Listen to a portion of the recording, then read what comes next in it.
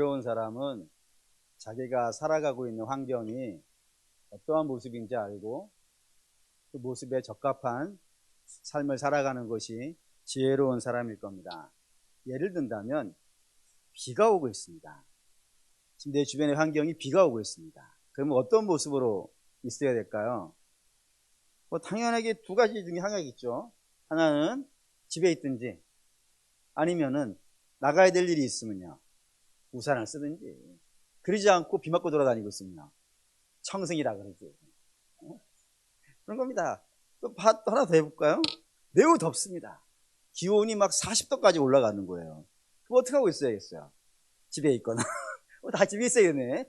집에 있거나 나갈 일이 있으면요 뭐 이렇게 반팔 입고 소풍기 들고 뭐 이러고 다녀야 되지 않겠어요? 양산을 쓰고 그러지 않고 돌아다니고 있다 그러면 우리가 하얀 집에 잘 모시고 가야 되는 뭐 그렇다 이겁니다. 그러니까 상황에 따라서, 환경에 따라서 내가 어떤 환경에 있는지를 잘 인지를 하고 그 환경에 맞게 살아가는 것이 지혜로운 것입니다. 근데 그것이 비단 생활만 그런 것이 아니고 신앙도 마찬가지입니다. 우리가 살고 있는, 신앙인이 살고 있는 환경이 어떤 것인지, 어떠한 상태인지를 우리가 정확하게 인지를 해야 될 것이고, 그 환경에 따라서 우리가 신앙생활을 어떻게 기준을 잡아야 될지를 알아야 된다 이겁니다. 그럼 한번 여러분 생각해 보십시오. 여러분들의 지금 환경이 어떻습니까? 어떤 환경 속에서 신앙생활을 하고 있습니까? 그리고 그 신앙생활이 적합한 모습을 가지고 있습니까? 오늘 그런 관점에서 한번 이 본문을 보도록 하겠습니다. 12장을. 오늘 12장 본문은 되게 쉬워 보입니다만은 사실은 굉장히 어려운 본문입니다. 한 세 가지 정도로 여러분들이 생각을 하셔야 되는 것들이 나누어져 있어요. 나누어진 세 가지 이야기가 하나에 마치 드라마처럼 묶여져 있어가지고 하나씩 끊어보지 않고는 이게 대체 무슨 내용인지를 못 알아볼 수 있겠습니다. 첫 번째 여러분이 보셔야 되는 건 용입니다. 용이라는 것은 동양에서는 신비로운 동물로 되어 있습니다. 그래서 신물 이렇게 불리기도 하는데 그건 동양적인 사고방식이고, 성경의 사고방식의 용은 뭡니까? 보시죠. 9절, 12장 9절 예시록 12장 9절 읽겠습니다. 큰 용이 내쫓기니 옛뱀 곧 마귀라고도 하고 사단이라고도 하며 온 천하를 꿰는 자라. 그가 땅에서 내쫓기니 그의 사자들도 그와 함께 내쫓기니라. 여기 이제 옛뱀 곧 사단이라고 되어져 있습니다. 그리고 이 사단이 하는 일이 뭐라고요? 아이를 삼키는 일이라 이겁니다. 그럼 아이는 뭐죠? 당연히 예수 그리스도 메시아를 말합니다. 그러니까 사단의 오랜 역사예요. 이게 사단의 오랜 역사는 이 땅에 메시아가 출현하는 것을요 막으려고 굉장히 오랜 시간 동안 구약 내내 그 일을 하고 있는 거예요. 몇 가지만 예를 든다면은 가인의 후손이 하나님의 아들들을 이렇게 유혹해 가지고 죄 속에 빠뜨리지 않습니까? 그래서 결국에는 저들이 뭐를 받게 돼요? 하나님의 심판을 받아서 망하게 된다고요. 하나님이 노아의 가문을 남겨놓지 않았다면은 하나님의 가문이 거의 절단날 만한 그런 상황을 만나게 하는 일들이 있기도 하고요. 뿐만 아니라 그 살아남은 노아의 후손들도 하나님께 범죄하게 되지 않습니까? 교만하게 되어가지고 하나님의 심판을 받게 되어서 각기 자기의 길로 다 흩어져 버린 일이 발생되었고, 결국에는 하나님을 아는 세대가 단 한 명도 남아나지 않았다. 이게 바벨탑 세대거든요. 하나님이 아브라함에게 찾아가지 않았다면은 메시아를 보내는 족보 있지 않습니까? 여자의 후손이 이 땅에 출현을 못하는 일이 발생되어지더라 이겁니다. 그뿐이 아니라 그 뒤에도 뭐 반복되는 이야기 아니겠어요? 그 뒤에도 사단은 어떻게 해서든지 아브라함의 부인이 사라인데 그 사라를 두 번이나 팔아먹게 해서 하나님이 아브라함을 통하여서, 그것도 아브라함뿐이 아니라 사라의 몸을 통하여서 약속의 자손을 보낸다고 했지 않습니까? 근데 그 약속의 자손을 낳지 못하도록 부인을 빼앗아가는 일들도 비일비재하게 일어나는 것 우리가 보고 있고요. 또 그 뒤에도 예수님이 이 땅에 나지 못하도록, 뭐 마지막 때에는 뭐까지 있었냐면은 예수님이 이 땅에 태어나자 헤롯 왕이요, 그 2살 밑에 아이들을 다 죽이려고 하는 일이 있을 만큼 철저하게 사단은 예수님이 이 땅에 나타나는 것을요 막으려고 무진장애를 썼다 이겁니다. 왜 그랬을까요? 뭐 그거는 좀 이따 보겠지만 창세기 3장 15절에 여인의 후손이 하기로 되어 있는 게 있다 이겁니다. 뭐를 하죠? 뱀의 머리를 상하게 하는 일을 한다 이거예요. 그 말인즉슨 그냥 단순히 머리 정도 상하는, 머리가 상하면 죽는 것 아니겠어요. 그러니 예수님께서 이 땅에 오셔서 하시는 일은 하나님의 자녀들을 이 사단의 올무에, 죄의 올무에 갇혀져 있는 하나님의 자녀들을 저 죄의 올무에서부터요 풀어내는 일이고, 그리고 사단의 견고한 진을요 무너뜨리는 일이고, 그리고 결국에는 사단을 무너뜨리는 일을 영원한 형벌에 집어넣어버리는 그런 모든 일들이 다 누구의 손에 의해서 진행될 일들이에요.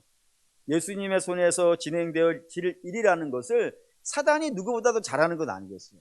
그때 하나님의 예언을, 사람은 다 죽어서 그때 그 예언을 본 적 없지만, 그 예언을 전부 다 하나님 말씀으로만 들어봤지만 사단은 그 자리에서 그걸 들은 자잖아요. 그러니 자기 망하는 걸 너무나도 잘 알고 있기 때문에 안 망하기 위해서라도 뭐 해야 되겠습니까? 메시아 오는 거를 부지런히 막으려고 했는데도 불구하고 메시아는 들어오시더라 안 들어오시더라? 들어오셨다 이겁니다. 그게 첫 번째 보셔야 되는 일이고, 두 번째는 이 여자가 누구냐 이겁니다. 이 여자가 누구냐?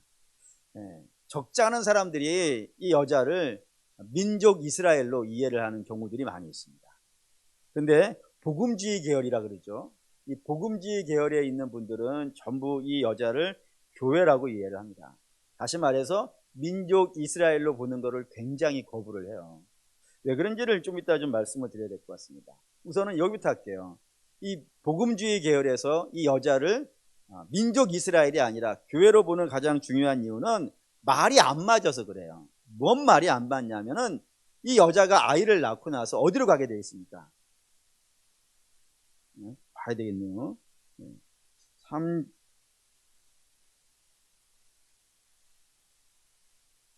6절 보시죠.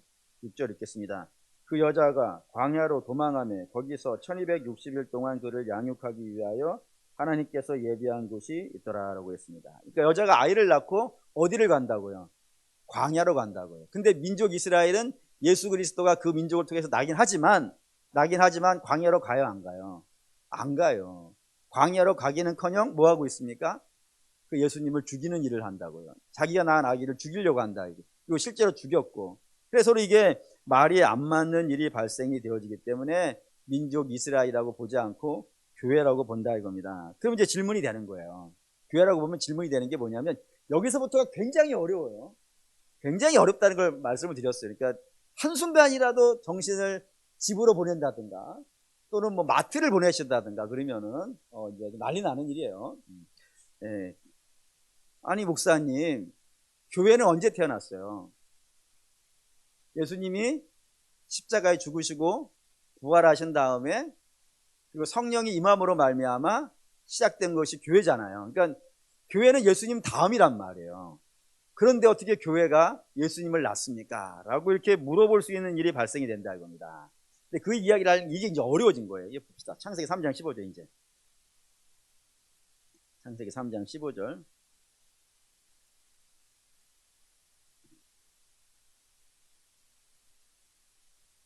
창세기 3장 15절 읽겠습니다. 내가 너로 여자와 원수가 되게 하고 내 후손도 여자의 후손과 원수가 되게 하리니 여자의 후손은 내 머리를 상할 것이요 너는 그의 발꿈치를 상하게 할 것이라 했습니다. 여기 여자의 후손이 등장한 거예요. 당연히 여자의 후손은 누구예요? 예수 그리스도라 이겁니다. 그러면은 이 여자는 누구냔 말이에요. 여자가 누구냐? 성부냔 말이에요. 이 여자가 낳았으니까, 여자의 자식이 되니까. 근데 그걸 우리가 받아들일 수 없다 이겁니다. 무슨 말이냐면은 예수 그리스도는 이거 보고 가죠. 미가서 5장 2절. 미가서는 어디 있는지 찾기가 굉장히 어렵죠. 네. 미가서 5장 2절. 아직도 못 찾으셨습니까? 1293페이지. 괜찮습니다. 1293페이지 미가서 5장 2절 읽겠습니다. 베들레헴 아브라다야 너는 유다 족속 중에 작을지라도 이스라엘을 다스릴 자라. 내게서 내게로 나오리라. 그의 근본은 상고의 영원에 있느니라. 여기 이제 베들레헴에 나시는 메시아를 상징하는데 그 메시아가 근본이 어디라고요? 상고라고요. 그러니까 태초라고요. 영원이라고요. 그 영원인 분을 여자가 낳아요? 그럼 여자는 뭐가 되는 거예요? 그건 더 영원 되는 거 아니에요? 이거를 용납이 되지 않는 거예요. 그러니 이게 무슨 말인지를 이제 여러분들이 이해하셔야 돼요. 왜 예수 그리스도를 여자의 후손이라 그러냐면 예수님은 영원이에요. 영원. 영원. 이 시간이라고 하는 역사라고 하는 이 세계 밖에 계시는 분이에요. 네. 괜찮죠? 여기까지는? 네, 여기까지 괜찮아요? 예수님은 시간이라는 것에 묶여서 태어나고 자라고 그리고 늙어서 병들어 죽고 이런 개념을 갖고 있는 분이 아니라고요. 영원이니까. 태어난 적도 없고 사라지는 적도 없고 영원부터 영원까지 있는 분이란 말이에요. 그런 분을 우리가 하나님이라 그런단 말이에요. 근데 그런 분이 역사 속으로 들어오는 거예요. 역사 속으로, 시간 속으로 들어오는데 그냥 들어올 수 없으니까 어디를 통해서 들어왔다 이거예요. 어디를 통해서 들어왔다고요?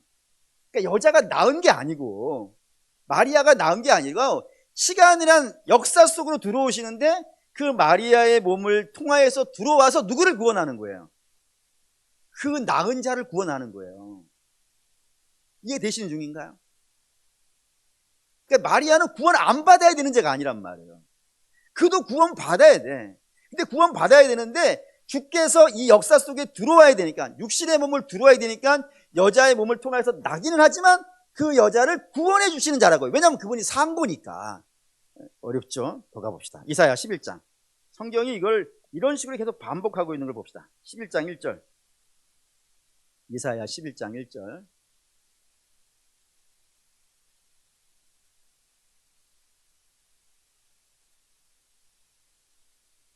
(11장 1절) 읽겠습니다. 이새의 줄기에서 한 싹이 나고 그 뿌리에서 한 가지가 나서 결실할 것이라 했다 이겁니다. 여기 이제 메시아가 이 땅에 출현하는 모습을 설명하는 장면인데, 여기에 우리가 흔히 알고 이를 예수 그리스도는 누구의 후손이라고 알고 있어요?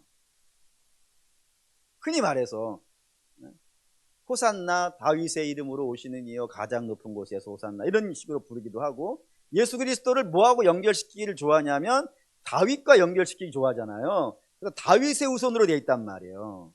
그런데 오늘은 여기에 뭐라고 되어 있다고요? 이새의 줄기라고 되어 있단 말입니다. 다윗의 후손인데 왜 이새의 줄기일까요?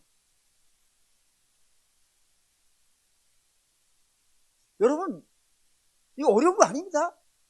사실 쉬운 거예요. 왜냐하면 이새의 줄기에서 나온 자가 누구예요? 다윗이에요. 그러면 이 이새의 줄기는 다윗에게는 뭐예요?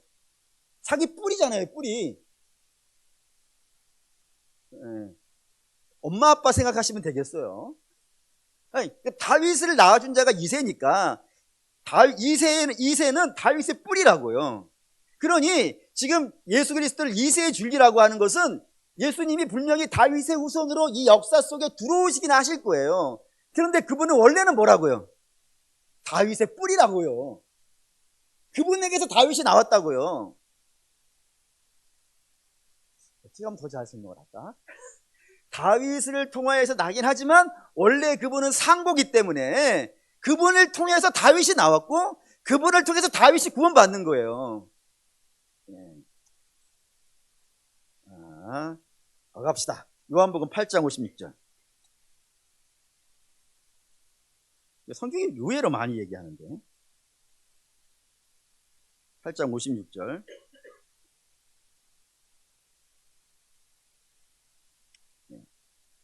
읽겠습니다. 너희 조상 아브라함은 나의 때 볼 것을 즐거워하다가 보고 기뻐하였느니라 했습니다. 이게 뭔 말이냐면 예수님이 막 능력을 행하셨어요. 그래서 막 귀신을 쫓아내고 병을 낫게 하고 막 그러자 이 바리새인들이 예수님이 저런 대단한 능력을 발휘하는 힘이 어디서부터 나왔다 그랬냐면은 사단에게서부터 나왔다 그랬단 말입니다. 그러자 주께서 나는 그렇지 않다라고 한 거예요. 그렇지 않고 내가 올바른 곳에서 하나님을 통해서 이 능력을 행한다는 것을 하나님께서 판별해 주실 거라 했습니다. 그러면서 하신 말씀이 뭐냐면 나를 믿는 자는 죽음을 맛보지 않을 거다 그랬단 말이에요. 그러자 이 바리새인들이 난리가 난 거란 말이에요. 왜 그러냐면 지금까지 자기가 알고 있었던 그 유명한 분들 있지 않습니까?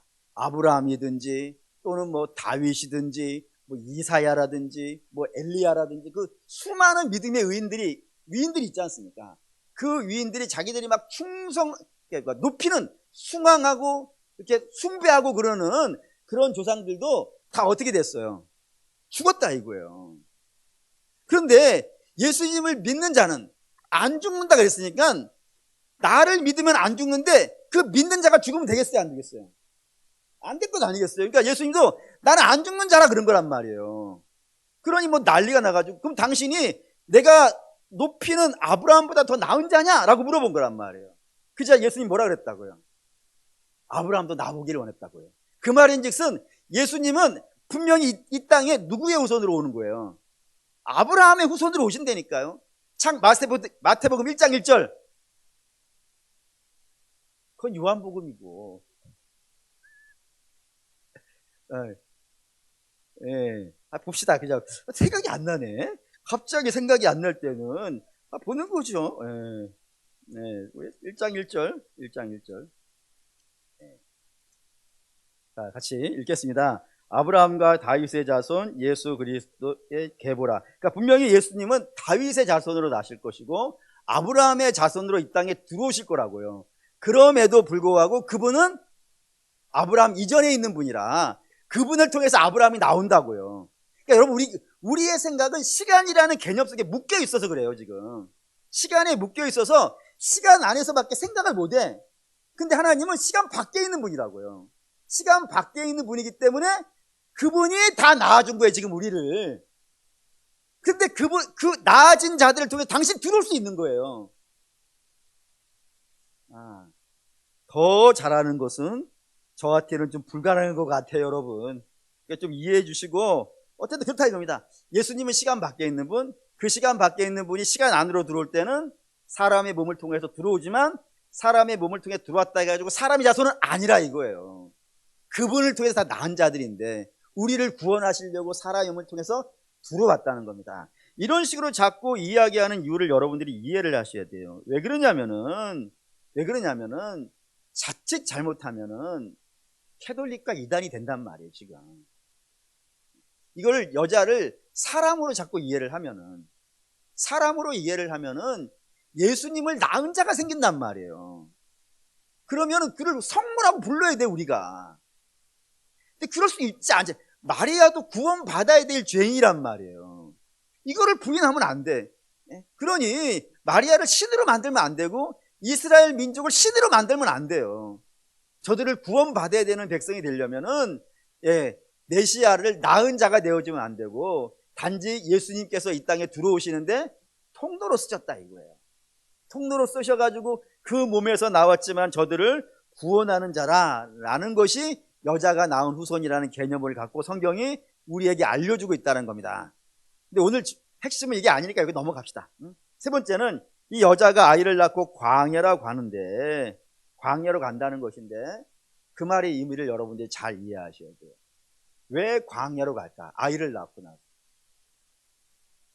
아이를 낳기 전에는 광야에 안 갔었는데 아이를 낳자 광야로 가는 이유를 여러분들이 이해를 하셔야 된다고 합니다. 그 말인즉슨 뭐냐면은 이거를 대조하고 싶어서 그래. 지금 요한이 지금 대조하고 싶은 게 있어요. 이 광야, 여자가 가야 되는 광야하고 대조하고 싶은 게 있어서 그래요. 봅시다. 11장 요한계시록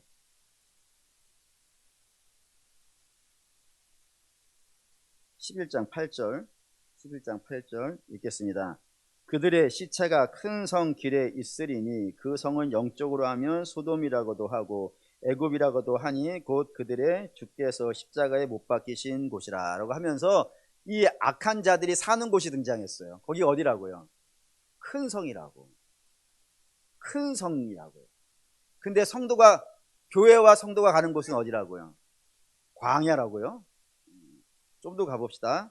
좀 더 17장 5절 1절에서 5절 이거랑 비교하고 싶어서 광야 이야기를 하는 겁니다. 17장 1절에서 5절 읽겠습니다. 또 7 대접을 가진 7 천사 중 하나가 와서 내게 말하여 이르되 이리로 오라. 많은 물 위에 앉은 큰 음녀가 받을 심판을 내게 보이리라. 땅의 임금들도 그와 더불어 음행하였고 땅에 사는 자들도 그 음행의 포도주에 취하였도다 하고 곧 성령으로 나를 데리고 광야로 가니라. 내가 보니 여자가 곧 탔는데 그 짐승의 몸에 하나님을 모독하는 이름들이 가득하고 7머리와 10뿔이 있으니 그 여자는 자줏빛과 붉은빛 옷을 입고 과 진주로 꾸미고 손에 금잔을 가졌는데 가증한 물건과 그의 음행에 더러운 것들이 가득하더라. 그의 이마에 이름이 기록되었으니 큰 비밀이라 큰 바벨론이라 땅의 음료들과 가증한 것들의 어미라 했더라. 이게 바벨론을 설명하는 거예요. 바벨론을 뭐라 그랬냐면 큰 성이라 그랬다고요. 큰 성이라 그랬다고요. 요거 한번 더 봅시다. 18장 1절에서 3절. 18장 1절에서 3절 읽겠습니다. 이루에 다른 천사가 하늘에서 내려오는 것을 보니 큰 권세를 가졌는데 그의 영광으로 땅이 환하여지더라. 힘찬 음성으로 외쳐 이르되 무너졌도다 무너졌도다 큰 성 바벨론이여 귀신의 처소와 각종 더러운 영이 모이는 곳 각종 더럽고 가증한 새들이 모이는 곳이 되었더라. 그 음행의 진노의 포도주로 말미암아 만국이 무뎌졌으며 또 땅의 왕들이 그와 더불어 음행하였으며 땅의 상인들도 그 사치의 세력으로 치부했다 했더라. 여기도 뭐가 등장해요? 큰 성. 그러니까 이게 큰 성과 광야를 비교하는 거예요.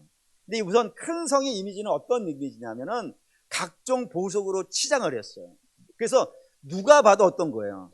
너무 아름다워요. 얼마나 아름답냐면 땅의 임금들도 그들을 보면서 흠모할 만큼, 땅의 모든 사는 사람들이 그 큰 성을 보면서 사모할 만큼 이 큰 성이 너무 아름다운 거예요. 그런데 큰 성이 아름답긴 한데 그 속에는 뭐가 있더라고요? 가증한 것들이, 더러운 것들이, 그런 것들이 가득하다고요. 그런데 그 가증한 것들로 드러나게 하면은 사람들이 안 좋아할 것 같으니까 그 껍데기를 멋있게 씌우는 거란 말이에요.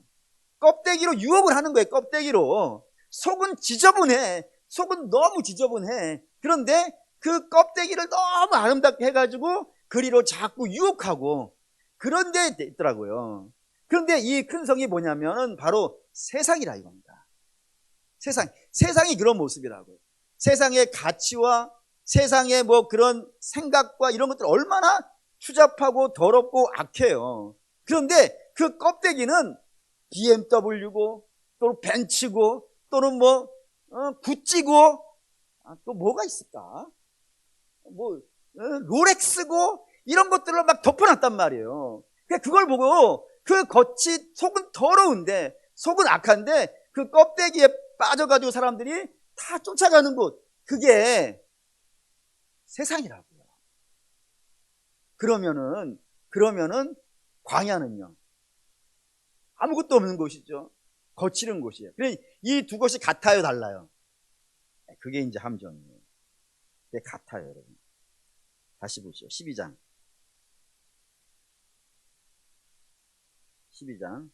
아니 17장 죄송합니다. 17장 예. 여기 3절 읽겠습니다. 곧 성령으로 나를 데리고 광야로 가니라. 내가 보니 여자가 붉은빛 짐승을 탔는데 그 짐승의 몸에 하나님을 모독하는 이름이 가득하고 7머리와 10뿔이 있으며 그 큰 성 바벨론이 어디에 있다고요? 광야에. 그러니까 같은 곳이에요. 다시 말하면 성도가 가는 곳도 광야, 성도가 가는 곳도 세상이에요. 그 세상도 세상이에요. 그런데 다른 거예요. 같은데 다른 거예요. 왜 그럴까요, 여러분? 같은데 왜 다를까요, 여러분? 그 이유가 오늘 저와 여러분이 들어야 되는 이야기입니다. 그게 뭐냐면 성도는 그 음행의 포도주에 안 취해서 그래요. 다시 말하면 세상에 살지만 세상의 논리를 따라가지 않아요. 저들은 뭐를 따라가요? 믿음을 따라가요. 그러니 거기에서 거칠어요. 거기가 믿음으로 살기 때문에 거칠어요.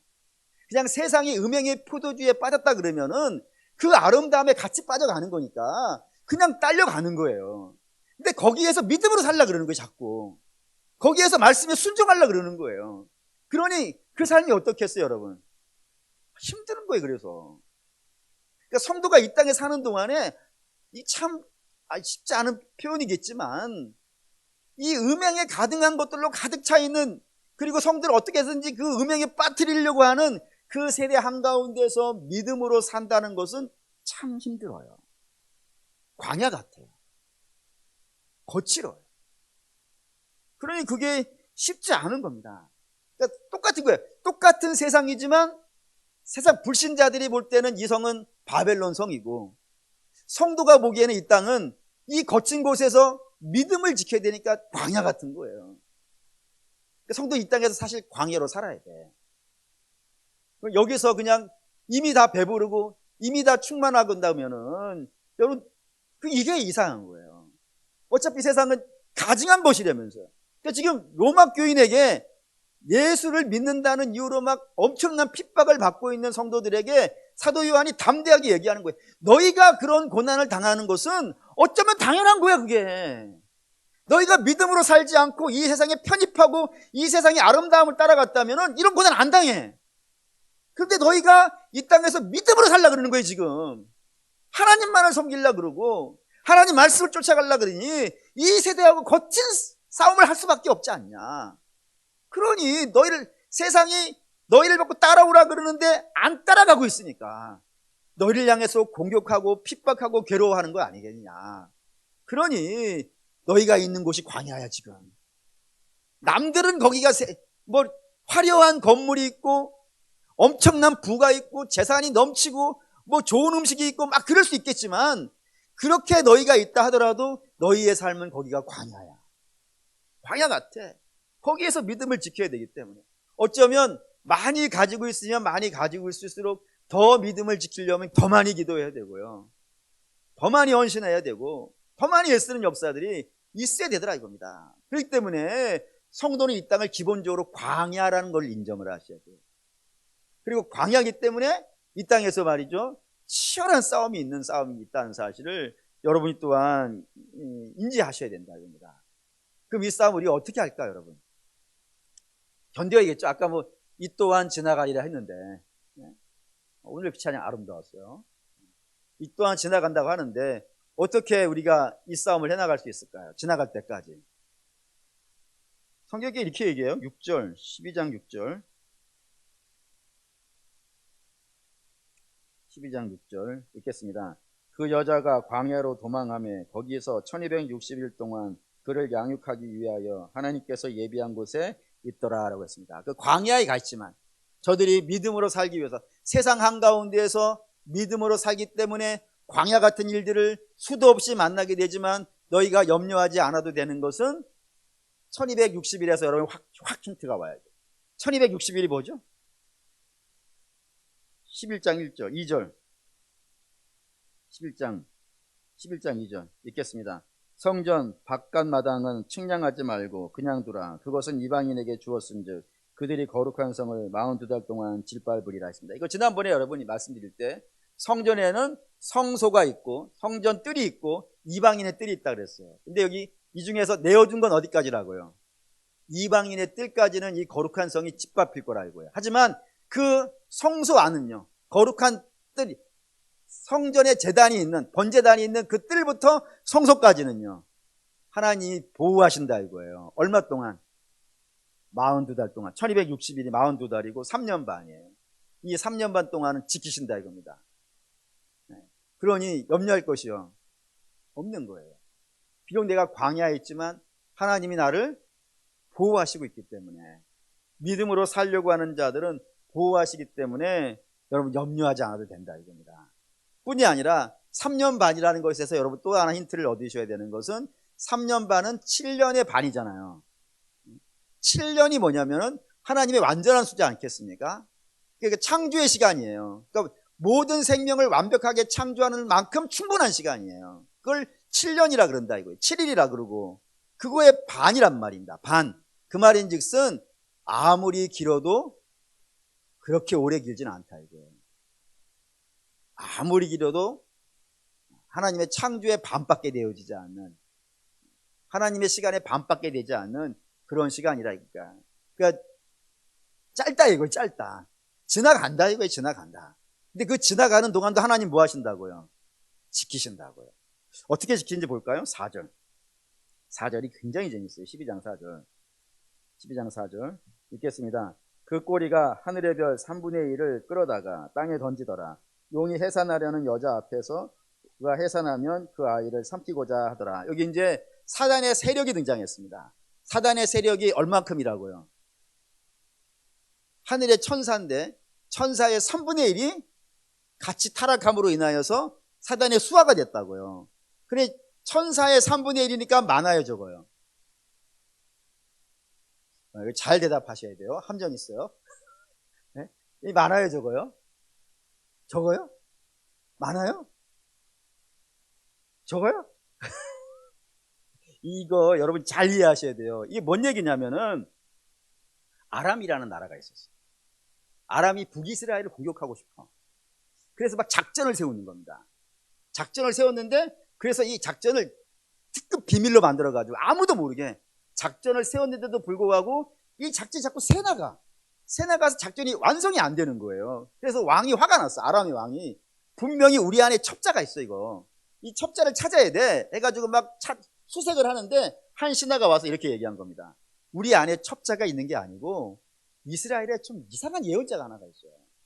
그 사람이 얼마나 능력이 많은지 우리가 아무리 숨어서 회의를 한다 하더라도 그 내용을 다 알아가지고 왕에게 이야기합니다. 그래서 자꾸 발각이 되는 거예요. 그러니까 아람 왕이 도대체 그 예언자가 누구야? 그러자 그 예언자를 누구라고 있을까요, 여러분? 여러분이 확실히 모른다 그러면 아파트 한 채를 걸라 그러는데 아시는 분이 계시는 것 같아. 엘리사예요. 그래서 아람 왕이 엘리사부터 잡자 해가지고 자기의 모든 군대를 동원해서 엘리사가 있는 도단성을 에웠습니다. 완전히 포위를 했어요. 그 포위된 장면을 보고 게하시가 절망을 한 거예요. 이렇게 많은 자들이 우리를 둘러쌌으니 우리는 죽게 된 것 아닙니까? 라고 한탄을 하고 있으니까 엘리사가 저를 위해 기도해 주는 거 아니겠어요? 하나님 이의 눈을 떠가지고 저들의 수보다 우리와 함께하는 수가 더 많다는 사실을 알게 해주십시오 해가지고 딱 기도해 줬더니 눈이 탁 열렸단 말이에요. 눈이 탁 열려서 보니까 그 수많은 적들 뒤에 하나님의 불말과 불경고가 싹 둘러싸고 있는 장면을 보게 한단 말이에요. 누가 더 많다고요? 하나님이 보내신 불말과 불경고가 더 많다고요. 그게 이 말씀이에요. 사단이 데리고 내려간 애가 3분의 1이에요. 그러면 남은 하나님의 군대는요 3분의 2예요. 2배가 많은 거예요. 저들과 함께하는 자보다 아무리 성도를 공격하려고 하는 세력들이 이 땅에 그득그득 쌓여있다 하더라도 아무리 저들이 많다 하더라도 저들이 함께하는 수보다는요 우리가 함께하는 수가 더 많다고요. 그러니 너희가 이 땅을 믿음으로 살기 때문에 광야를 만난다고 해서 겁내지 말라. 하나님 너희를 보호하실 것이고 이 시간은 그렇게 길지 않을 것이며 그리고 하나님이 우리를 위해서 보낸 군대가 있다 이거예요. 그러면 어떻게 할까요, 여러분? 우리가 이제 믿음으로 사는 세계가 광야라는 사실을 인정을 했어요. 알았어요. 믿음으로 살기 때문에 광야 같은 인생이라는 걸 알았어요. 그리고 그 광야 같은 인생을 우리가 살고 있는데 불구하고 우리는 망하지 않는다는 걸 알았어요. 하나님이 우리를 도우실 것이고 이 모든 것들은 금방 지나갈 것이며 우리가 승리할 걸 알았어요. 그럼 이제 어떻게 사실래요? 자, 그럼 이제 결론합시다. 14장 2절 14장 12절 요한계시록 14장 12절 읽겠습니다. 성도들의 인내가 여기 있나니 그들은 하나님의 계명과 예수에 대한 믿음을 지키는 자라고요. 어떻게 살라고요? 믿음으로 살라. 근데 이거 믿음을 지키는데 어려우니까 그걸 믿음을 지키기 위해서 어떻게 하라고요? 인내하라. 인내하라고. 내가 비록 힘든 거 안다. 분명히 하나님은 성도들에게 얘기하는 거예요. 너희가 이 땅에서 믿음으로 사는 거 힘든 거 안다. 근데 그거는 이 땅이기 때문에 죄 많은 세상이기 때문에 그럴 수 있다. 하지만 그럼에도 불구하고 내가 너희를 지킬 것이고 너희를 위해 군대를 보낼 것이며 그리고 너희는 이 문제들은 지나갈 거야. 금방 지나갈 거야. 그러니 실망하거나 낙심하거나 좌절하거나 포기하지 말고 너희 믿음을 지키라. 인내하라. 이것이 너희의 싸움이라 이겁니다. 서로 사랑하는 믿음의 성도 여러분 바라고 원하는데 내 환경을 알고 그 환경에 적합한 삶을 살아가는 것이 맨 앞에 지혜로움이라고 여러분 말씀드렸습니다. 성도의 삶이 그렇습니다. 쉽지 않은 인생이고 어려운 인생이지만 사랑하는 여러분, 인내하시면서 믿음을 지키시기 바랍니다. 분명히 하나님이 당신의 승리를 우리에게 보여줄 날이 그리 멀지 않았습니다. 그런 소망을 갖고 신앙생활 해가시는 저와 여러분 되시기를 주의 이름으로 축원합니다. 아멘.